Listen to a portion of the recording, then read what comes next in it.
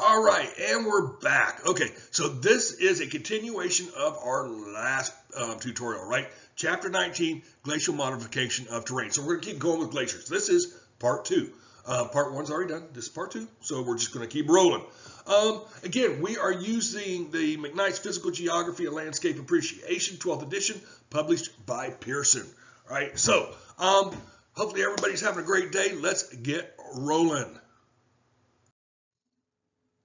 So continental ice sheets. Ice sheets, third most extensive feature on the planet. So you can see them from space, right?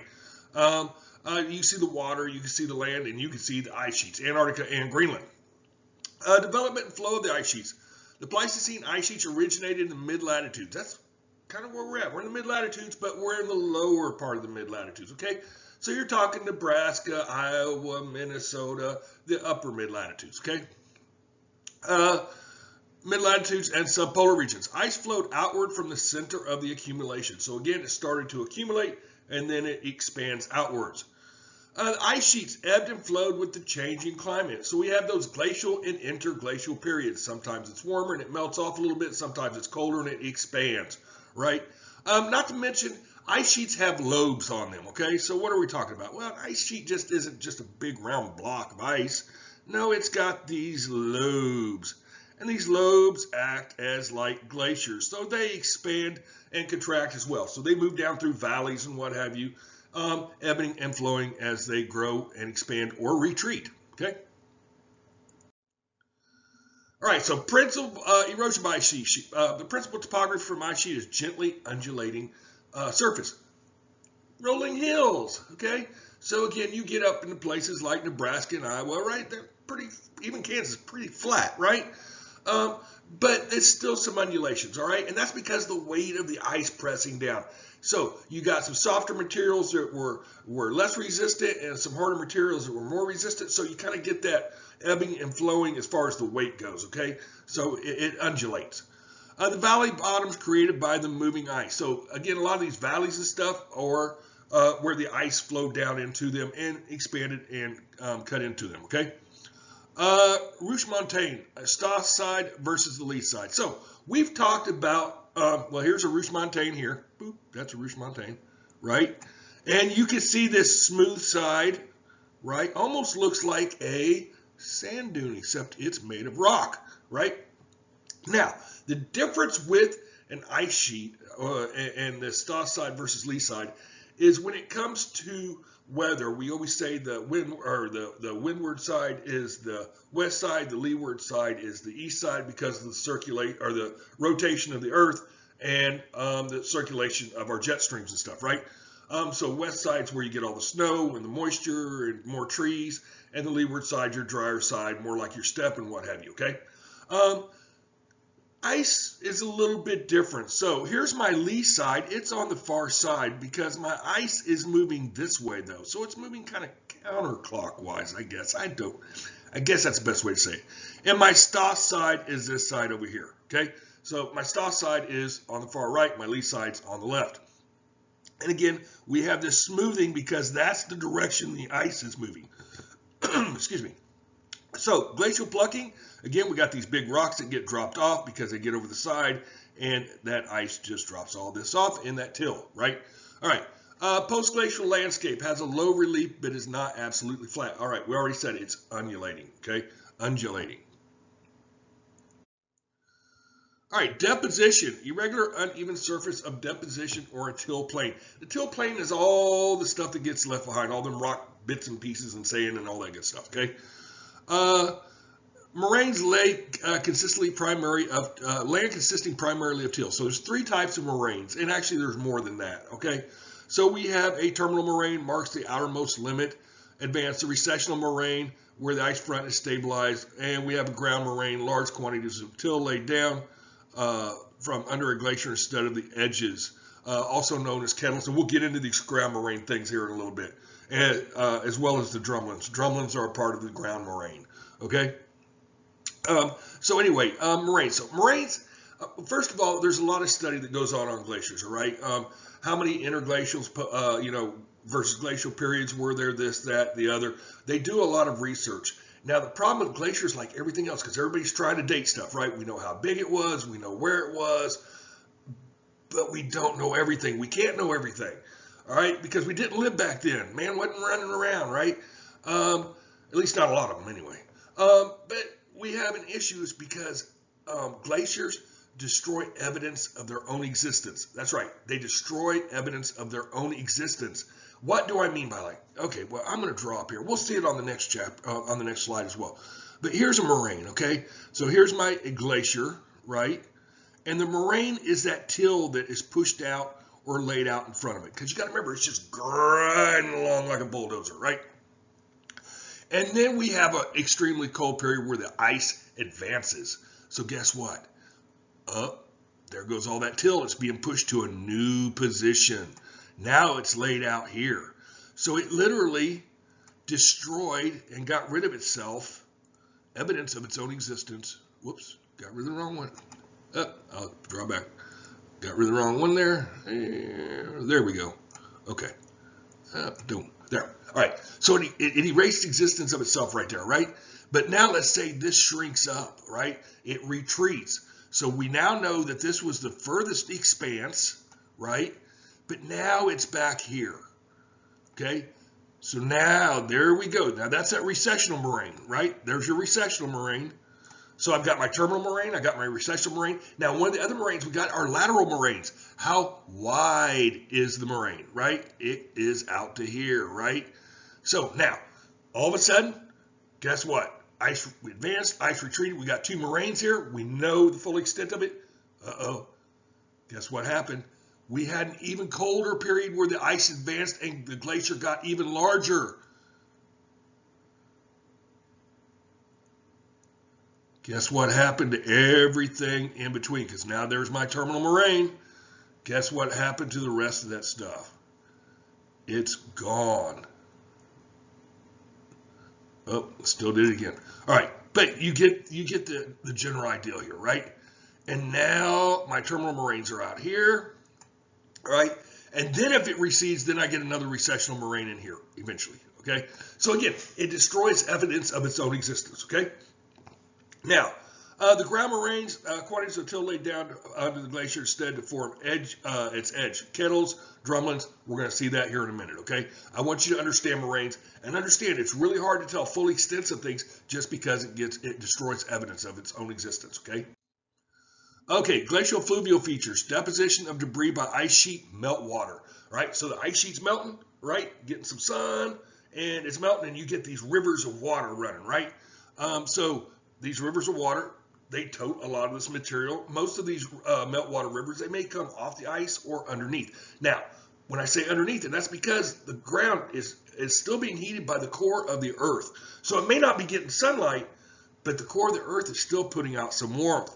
And so it's like having an igloo, all right? You put all this ice around it, you're keeping the warmth that's there stuck in there. And so you get this water running out, okay? It's composed of gravel, sand, silt, since meltwater is incapable of moving larger material, such as your big boulders and stuff, okay? The glacier itself moves those big house-sized boulders, okay? We have the outwash plains. A lot of till and stuff gets poured out of these meltwater rivers. Valley trains, a lot of times these go down through valleys and what have you. Again, water takes the path of least resistance, so it's going to do some erosion and some terrain modification. Esker caves and lakes are very common, okay? Almost all of our natural lakes here in the contiguous United States, North America, almost all, not all of them, almost all of them were created by glaciers, okay? All right, here we get into all these different things. So here again is my outwash plain, okay? Boop, right there. So this is where all that extra till and debris, that's outwash. So here's my rivers coming down through here. This is going to be a lot of that extra sediment that just gets flushed out, right? Here is my terminal moraine. Look at that. Here's my recessional moraine, okay? Now, at the same time, I could eventually end up, because if it keeps receding, I could end up with another recessional moraine right here. Again, but then if it expands, it could take all of this away, okay? The whole thing could go goodbye, right? All right, kettles. What are a kettle? Kettle is where a chunk of ice has been embedded into the ground and has gotten covered up with some till, right?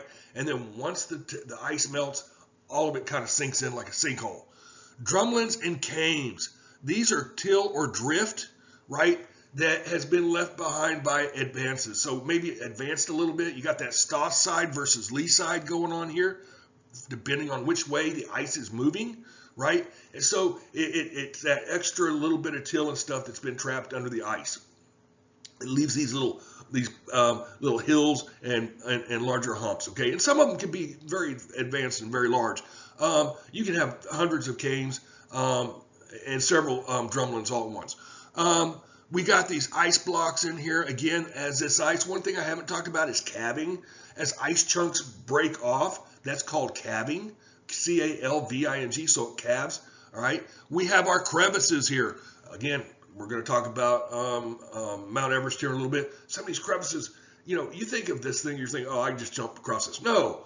Some of these people I've seen going up Mount Everest, you're talking 20-foot extension ladder. And these people are like out there just kind of walking across. Because if you fall in, you're gone. Because eventually that glacier is going to move. And that crevice is going to close up. And as that glacier moves, so is your existence. So it just doesn't change its own existence. Your existence changes. All right. So these are ground moraines. Okay. These are what we call the ground moraines. These drumlins and cames.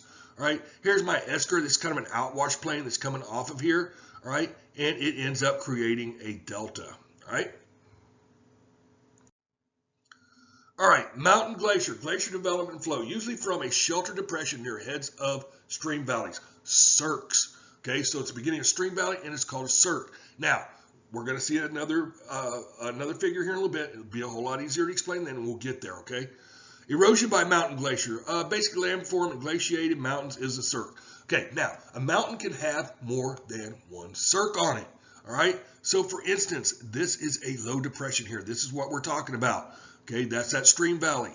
There is the beginning. So, you have a glacier coming down through here. Oh, there's another one right there, and maybe one right there, and this definitely looks like one right here. So, a mountain can have a lot of different cirques, and these are depressions. This is where the glacier begins, okay? So anyway, marks the location where the alpine glacier originated. Shifted equilibrium line generates quarrying action or the Bergschrund formation. So what's the Bergschrund? Okay, so I've got my cirque here, right? Here's my cirque, okay? And here's my mountain. And this crevice right here, a crevice expands, okay, because you got that ice building. You got to remember, it's going to crack and everything else, right? Well, it's kind of like it's a crevice. So this is. The Bergschrund is a crevice that is between the mountain, okay, right here, the mountain, and the cirque or the ice, okay? And that quarrying action, what it's doing is it's tearing away at this mountain here, okay? And it's moving that rock along with the glacier down through the valley, okay? So the Bergschrund formation, it's in the cirque. It's a quarrying action. It is a crevice, okay? All right, Rainbow Valley, Mount Everest due to all the dead people. Oh, an in-class prompt. Oh, what is this? Well, if you will look up Mount Everest and look up Rainbow Valley, you're going to find some really interesting photographs, some of them quite disturbing, right? So why is it called that? Well, people go up the mountain and not everybody comes back. In fact, they've had more and more deaths every year because there's more and more people going to climb Mount Everest. It's turned into like a major tourist place, okay? A major tourist place. Whereas it used to be just for the, the extreme adventures, now everybody goes out there. And it doesn't matter if they're healthy enough, in shape or fit enough, they go out there because they got money, right? And I want to go climb Mount Everest. Well, this old man's smart enough to know that, guess what? You better be ready and be in shape and be prepared. And that's what happens to most of these people. They're not prepared. So if you'll look, you see all these beautiful rainbow colors in here, right? Okay, that's all the gear and stuff left behind along with a bunch of the bodies. Because guess what? If you die on Mount Everest, unless you're somewhere where they can get this nice little helicopter to you, you stay there, okay? They can't just fly up there and get you. And depending on what the weather's like and where the people are, you stay there. Here's a guy, he decided to lay down and take a nap. Not. He went up unprepared. These here, that is an oxygen bottle. He looks like he had two of them. Okay, so there was one story I read on the news one time where this couple, they decided to go climb Mount Everest, and here's the problem: there's what they call the death area, right? The death zone. And what it is the air, once you get up so high, it gets really thin and it's not breathable, right? There's not enough oxygen to breathe. So you have to take bottled oxygen with you. Well, the problem is there's more and more people going. So guess what? There's only one way to get to the summit. And so everybody stands in a huge long line, and a couple people go at a time, and then as they come down, everybody just kind of makes this big loop. Well, the problem is you're waiting in line and you're using oxygen. And if you don't take enough oxygen with you, you run out. Okay? So anyway, this couple, they're standing in line, they're waiting their turn, and this lady is coming back down, and she runs out of oxygen. She's begging everybody, does anybody have any oxygen? Does anybody have any oxygen? And nobody gives her oxygen. And this couple said, no, we didn't give her oxygen. We came to climb to summit Mount Everest. So they let her die. They were fine with it. They said they went back 5 years and gave her a proper burial. But that just goes to show you humanity. People go crazy in places like that. You got to remember, there's no oxygen. Your brain ain't functioning, right? Your mind should actually be saying, hey, if people are dying, let me share my oxygen. Let's all get out of here together. But that's not the way humanity works, not on Mount Everest, okay? So anyway, in-class prompt for Chapter 19, Part 2, Rainbow Valley, Mount Everest. All right, back to mountain glaciers. Quarried fragments from the cirque, from the Bergschrund, are carried away when the ice flows out of the cirque. So here we go. Look, that's a perfect view of a cirque right there. That's where it comes. And that crevice that we're talking about is right in there, okay? Cirque ice melts away, depression that holds the water as a torrent. So if you're deglaciated, your glacier goes goodbye, the water that's left there, or the lake, is known as a tarn. You might want to remember that. Several cirques cut back into the interfluve, result in the spine of the rock and a arête. Okay, back in the military, if you got a mountain peak and another mountain peak, and hopefully putting my hands in the right way, the saddle, the low spot in between the two peaks, is called an arête, or in the military we call it a saddle. What is a col? A col is when the glacier has cut through the arête. Okay, what do we call it? A pass. Okay, we call it a pass. So we're going to see some more of these on the next one. Look at the book, because here's that Bergschrund. It shows you a little bit better where it is in comparison to your head wall. Okay. All right. So this is a great figure to look at, right? So first of all, we have a V-shaped valley. Why is it V-shaped? It's because of streams. If you have a stream that has created or modified, whatever you want to call it, a valley, a stream, it is V-shaped because it's incising. Okay, so it goes up, and as the water level goes down, it begins to incise, it cuts down. With a glacier, when it's ice, not water, ice, it is U-shaped. So you might want to remember that. Streams make V-shapes, glaciers make U-shaped valleys. V-shaped valley, U-shaped valley, okay? Here is a horn. What is a horn? Horn's pyramid-shaped peak, okay? And they're fairly, I'm not going to say consistent, but fairly consistent, right? But they're a pyramid-shaped peak. In fact, the mountain peaks that are starting to poke up out of Antarctica, everybody went, oh, pyramids. No, those are just mountains. Big mountains, okay? But they're just mountains nonetheless, okay?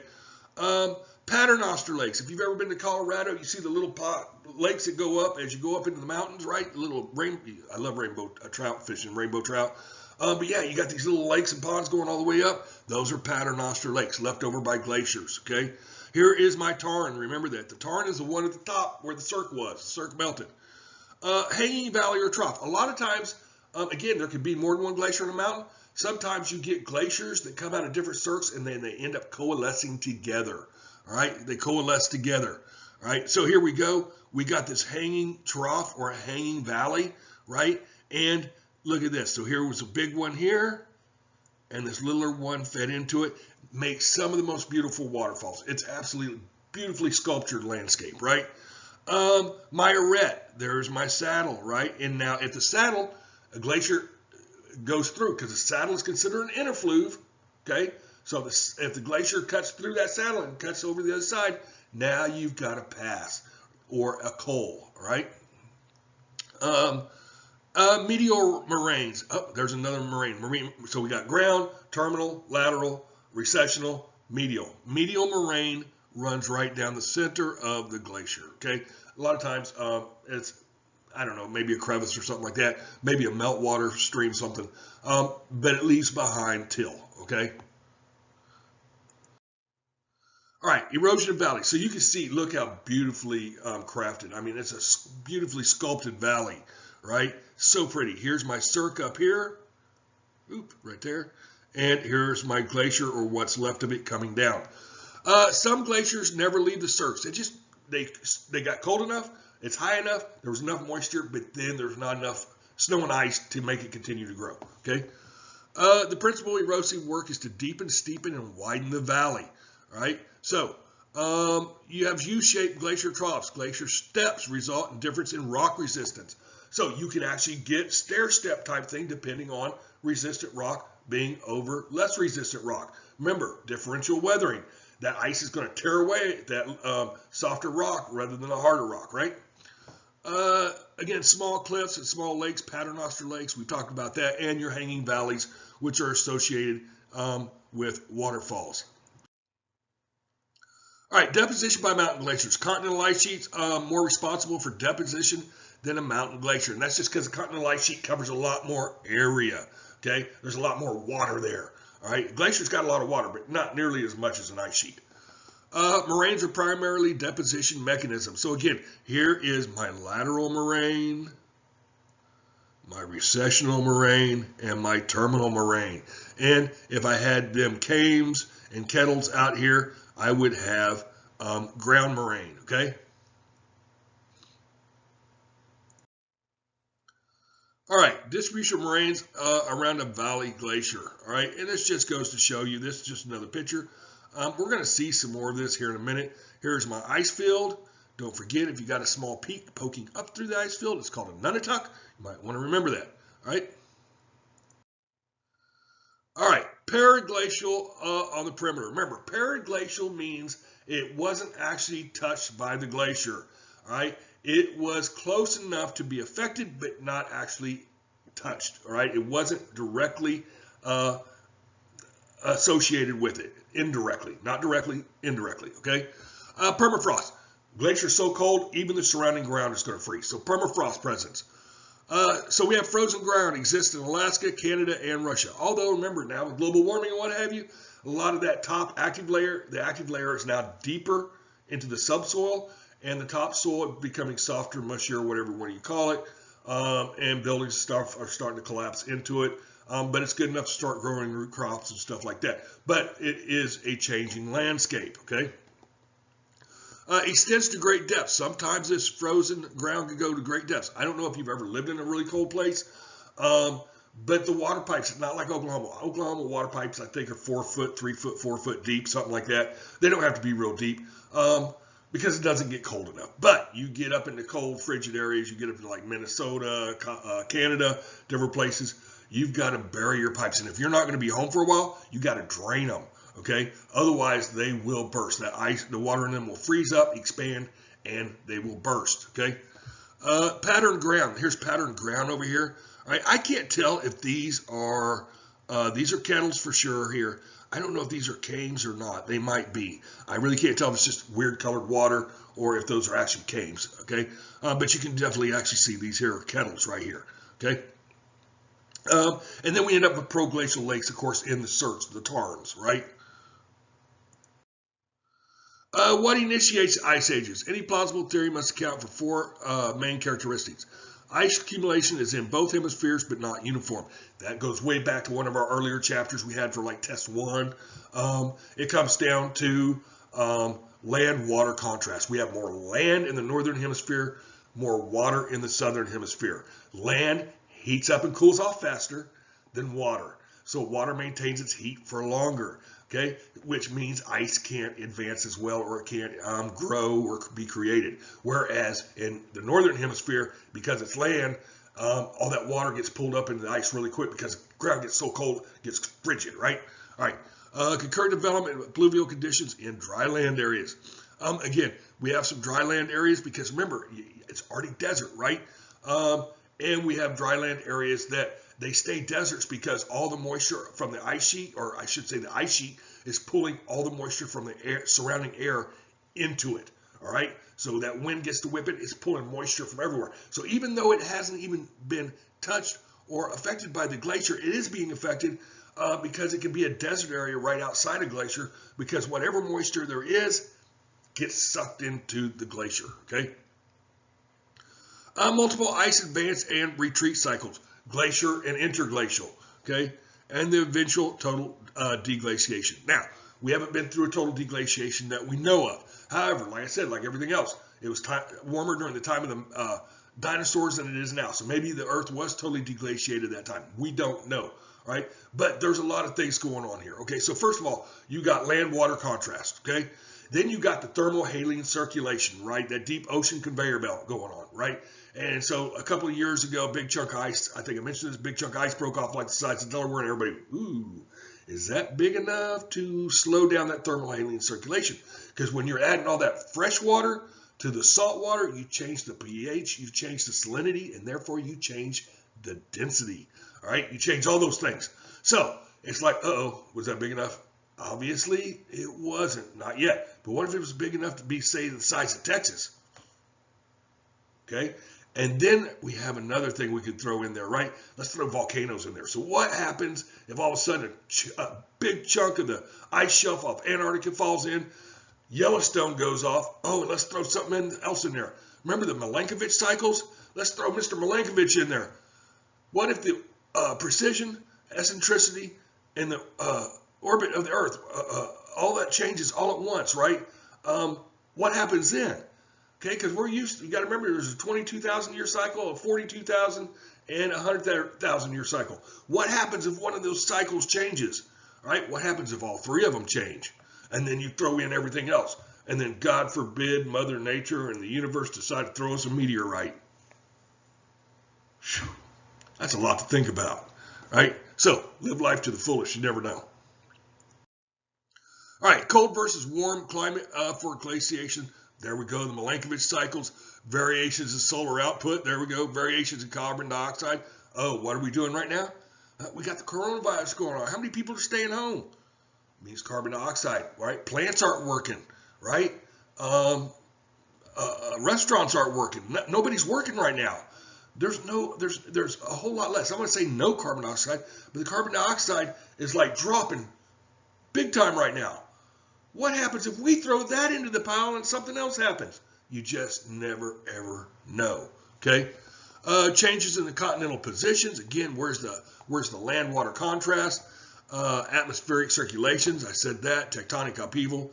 And are we still in an ice age? It depends.